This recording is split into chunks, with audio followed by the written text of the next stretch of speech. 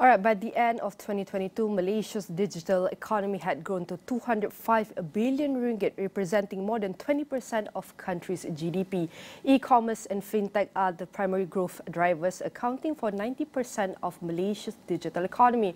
Currently, the digital economy contributes 22.6% to Malaysia's GDP. This number is expected to rise to 25.5% by 2025, driven by explosive growth in e-commerce and increased digital adoption. And to discuss further about the Malaysia Digital Initiative, with me in the studio right now is professional technologist Mahadhir Aziz, the Chief Executive Officer, Malaysia Digital Economy Corporation. MDEC, I want to say thank you very much, Ts Mahadhir, for joining me. Firstly, we want to talk about the MD, Malaysia Digital. Can you share the significance of Malaysia's digital MD by MDEC in promoting Malaysia Digital? Well, the thing about Malaysia Digital is that it is the successor to the Multimedia Super Corridor or MSC initiative that we've had since 1996. So we at MDEC, and I think looking at the neighbours around and the advent of digital economy, we saw that there is a need for us to refresh the offerings of Malaysia and to ensure that we position Malaysia as the refresh and reform. Yes, yes, and we position Malaysia for as the digital hub of ASEAN. So we need to come up with something that is new, that is relevant, and that will push Malaysia forward. So it covers many areas, whether it's status, location, incentive, and the likes, which we can actually explain. The whole ecosystem, definitely. Yeah, it looks at companies. It looks at priorities that we have as a nation. There are new technologies, leading edge technologies. New technologies, new skill, new talent that we'll be needing within the digital ecosystem. Exactly. So it is timely for us to renew MSC into Malaysia Digital. So it has, I think, three major targets. One, that will be looking at creating a vibrant ecosystem where we can create companies that can be exporting, can be the global champions, for lack of a better word. Second one is to look at bringing in the right kind of investments into here and setting up the adoption and also by the businesses and the rakyat. With regards to digital. All right, this is one of the three main components. And how does MDEC see the MD initiatives benefiting the stakeholders? What are the key outcomes so far? First, I think we have to define the stakeholders. We are looking at, obviously, the rakyat first, the business, and also the investors. So this would be the side of things that we do. At the same time, we still have the government that is creating the demand and driving policies, adoption, and the likes. So as far as the impact of Malaysia Digital so far, I think over the years, beginning from MSC up until we change it to MD, we have close to 500 billion ringgit. Oh, wow. Worth of investment. Congratulations, firstly. As far as digital is concerned, obviously the numbers for investments are a lot bigger than that. And what we have to understand is that this kind of investments will take time. There's a huge spike in data center investments of late, I think for the past couple of years. That needs construction, for example, to come in, recruitment, equipments to come in, and then operations to begin, commissioning and the likes. In fact, I just came back from a launch by another company down south in Johor, and that took them a record number of 12 months. Imagine that, record number.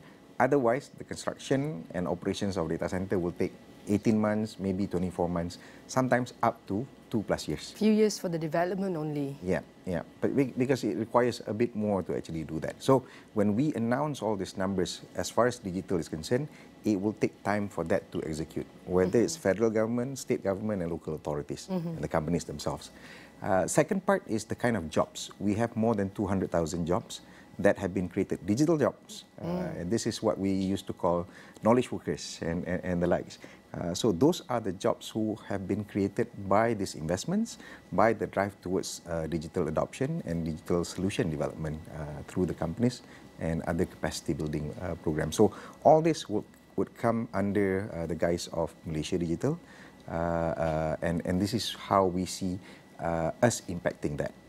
Thirdly, very much on the government, and that's, as I mentioned, that would drive the adoption, because the government would create certain policies that would enable businesses to thrive or investors to come in and see Malaysia as an attractive location to be in, and to use Malaysia as the launchpad to get to other countries, maybe within ASEAN or even Asia-Pac, if possible. So the government plays a very key role in this, looking from a policy, putting in interventions like incentives, grants, or some programs that can look at that, and then allowing some of trade to happen.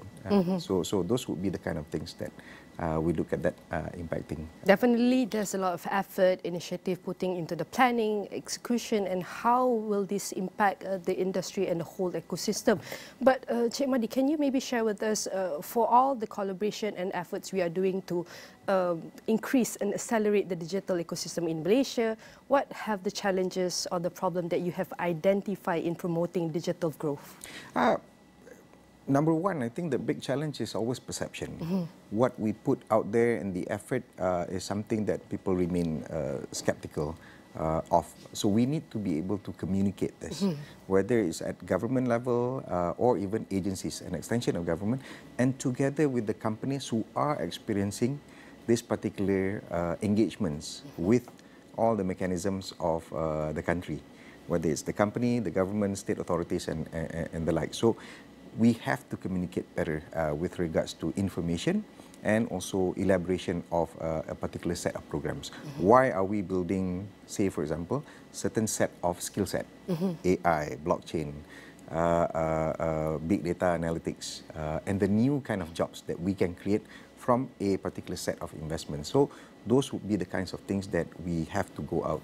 At MDEC, what we can do, or what we have done so far, is that we have the Jelajah Saya Digital, where we go out creating awareness, creating digital literacy, highlighting some of the programs that we have done, and also opening up to entrepreneurs. So this is what, during COVID time, what we had was that the offline entrepreneurs that should go and must go online. So this is where I think the government set aside some funds to incentivize those businesses and entrepreneurs to come in. The second part is the clarity between agencies. What MDEC does and what other agencies of today does. Back in 1996, when we began, MDEC was the only agency that handles anything tech or anything ICT at that time. Today, we have so many agencies. So the confusion and the clarity must be clear to actually fix that, so that we don't confuse this. I know we are trying the whole of nation, whole of government approach, and this has to be consistent throughout. And I think we have made strides. Where research and development has been taken care of by certain ministries and agencies, commercialization, development of the industry itself, and also, as we look now at MDEC, very much on trade. So we have both investment and also export that we're looking at. We have a lot going on. Talking about these initiatives, can you explain the mechanism and the benefit of MD tax incentive and how it aligns with the Malaysia's national strategy initiative to drive economic growth and even the digital transformation? Okay. This is basically one leg of the many new things that we have refreshed inside Malaysia Digital. If I can just touch on that first. One, we're looking at status. So now we have decoupled. In the old days, whenever you go for MSc status, you have to get the incentives, apply for that, regardless of whether you need it or not. So based on the data and the numbers that we have set, about 60% of the companies need the incentive, but the other 40% may not need that. So we have to expedite the process of giving out status.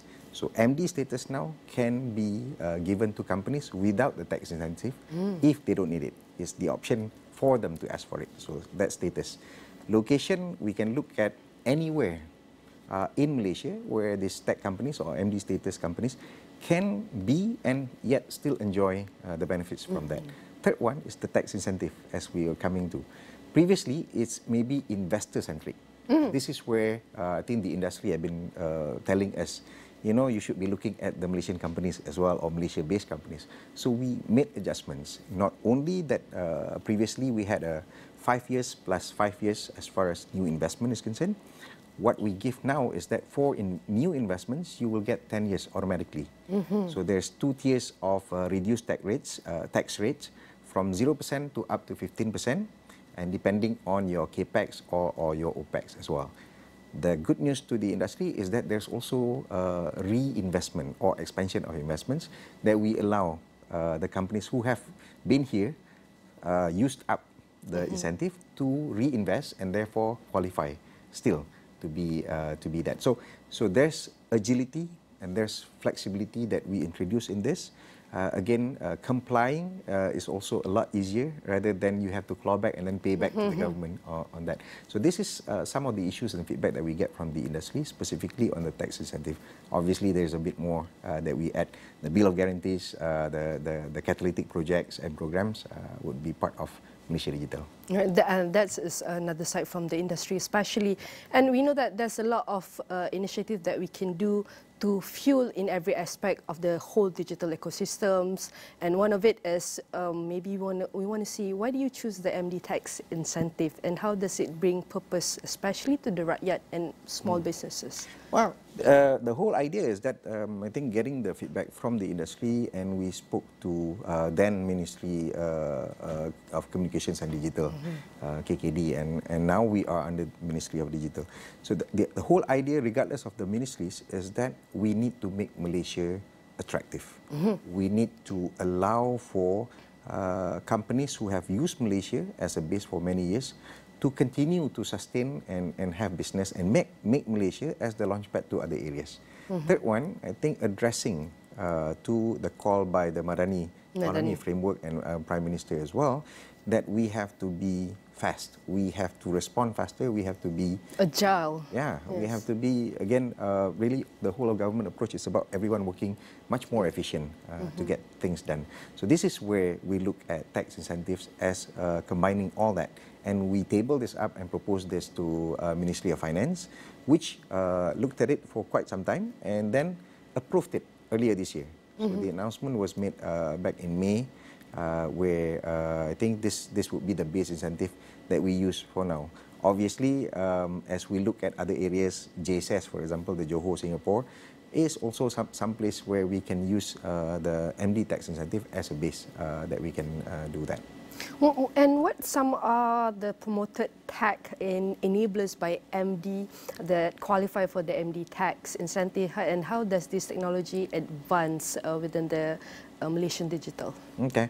We actually traditionally under the MSC we carry that because those were gazetted. So there's electronics, advanced integrated circuits and things like that. And these were technologies that have been there for quite some time, and we continue to retain that because they still form a part of digital economy.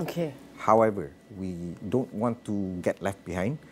So we look at, say for example, people were talking about the convergence of animation, game development, and also the Web3 technologies. And this is where we look at Web3 as being one of the technologies that we look at. Second part to that is that Malaysia has also made huge investments on 5G infrastructure. So we look at advanced network that is based on 5G as one of the technology that we support as well. Obviously, I mentioned artificial intelligence and also blockchain. And the last being on the aspect of cybersecurity. Again, no longer cybersecurity is an afterthought. It should be included in anything that we do. And there's a bunch of companies in Malaysia that are producing that. And there are a certain set of companies that are producing all the solutions or developing the solutions that can be done over here. So if anything, we are green laning those 5 technologies to help them get MD status and get cracking as soon as they can. And what are the MDEC expectations in ensuring all of these initiatives achieve in the goal of making Malaysia as the ASEAN digital hubs?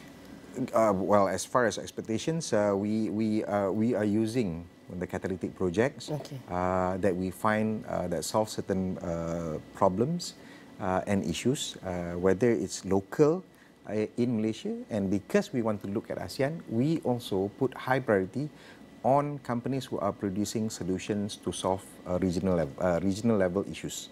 So you have, in short, you have to build for ASEAN at least. And this is where we believe that creating enough demand for companies to go back and do a bit more homework, and then this is what we can do, because it is as I can just, I think, paraphrase some companies that we saw lately, it's about Ciptaan Malaysia. It's about made in Malaysia, not necessarily by Malaysians, but companies that is using Malaysia. So this is where we have to assimilate and get everyone cracking and using Malaysia for that. The goals, the missions are big, definitely. It's we have to go refresh and reform. We have to go bigger and stronger. And we want to say, are Malaysia there yet in becoming a digital, leading digital in Malaysia, in ASEAN hubs? And what are the next steps for MDEC to keep progressing further? Okay, good question. I think we were far ahead. I think in the yesteryears, obviously we were thinking far enough to be able to do this. And over time, because we didn't look at ways to actually keep things fresh and things new, is that we didn't move that much. We did move, but not as much, and maybe at a slower pace. The other countries are not only catching up, but far outpacing us. Obviously, there's Singapore, there's Vietnam, there's Indonesia, there's Thailand as well. So this would be our neighbors who have gone ahead in certain areas and maybe surpass us in specific areas. But we are not the last one, obviously. There are areas that we are very strong at. I can name creative content. What Malaysia started from animation have gone into game development and have gone into metaverse and Web3 as a whole. 5G, again, is an infrastructure that our neighbors may not be able to catch up. Yeah, it's not only about the competition. So we have to capitalize on that. Yeah, so this would be these areas that we are looking at and doing so. The other part of this is to develop together with the rest of the neighbors. We cannot be Singapore, but we cannot be Indonesia, but we have to be able to develop together with our neighbors. And this is how we position vis-a-vis the ASEAN countries. Yeah. And we may not be like other neighboring countries, but we can learn and benefit from from individual countries' strength, and maybe healthy at the same time. We learn from each other moving forward how to promote and grow our digital ecosystem in Malaysia moving forward. And again, I want to say thank you very much to professional technologist Mahadhir Aziz, the Chief Executive Officer, Malaysia Digital Economy Corporation, MDEC, and definitely all of our discussion here will be featured in astro.awani.com and across all social media platforms.